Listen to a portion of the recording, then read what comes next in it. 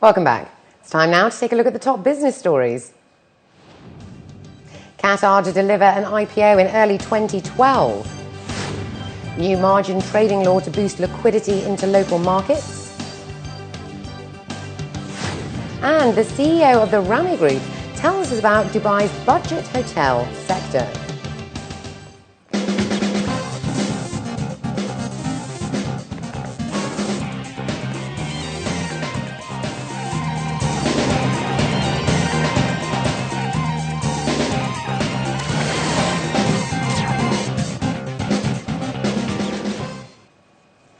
The GCC markets ended mixed today, and there were positive results across the UAE bourses. The DFM was up 13% to close at the 1,641 mark on the first day of the trading week.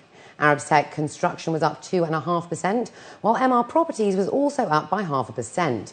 Dubai Islamic Bank rose 1.75%, while Emirates NBD posted a fall of 1.25%. Telecom operator Du fell over 1%. 75 million shares were traded, valued at 138 million dirhams. And over in the capital, the ADX rose 0.25% to close at 2,722 points. There were positive results within the property sector as Aldar Properties posted gains of 3.10%, while Suru Real Estate was up 1.75%. Abu Dhabi Islamic Bank also rose over 1.75%. The energy sector also posted gains today, with both TAQA and Dana Gas rising nearly 1.5%.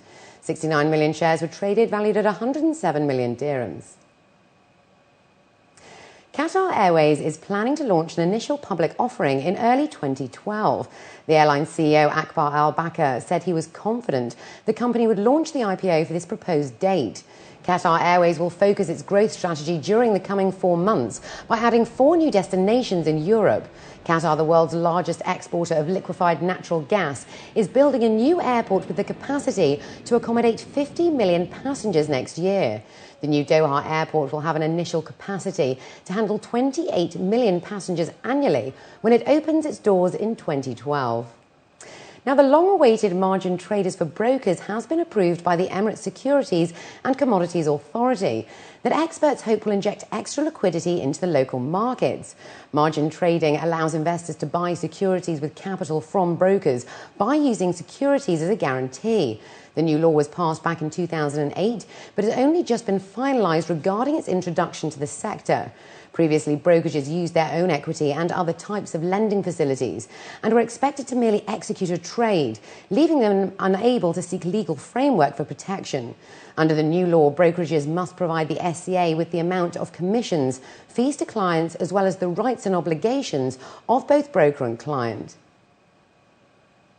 Dubai's cultural heritage and its rich diversity is propelling the regional film industry towards global standards.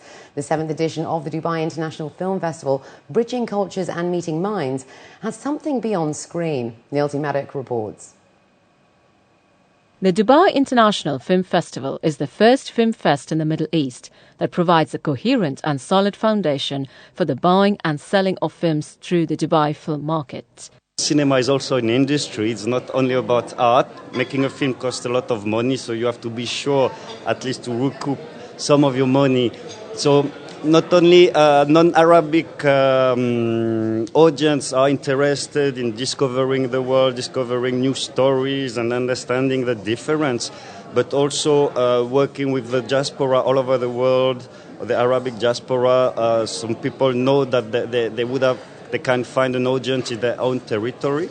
Right here in the midst of the 7th edition of the Dubai International Film Festival, which is proving to be one of the most talked about events in the Middle East, let us take a look at some of the unique aspects that drives the growth of the regional film industry.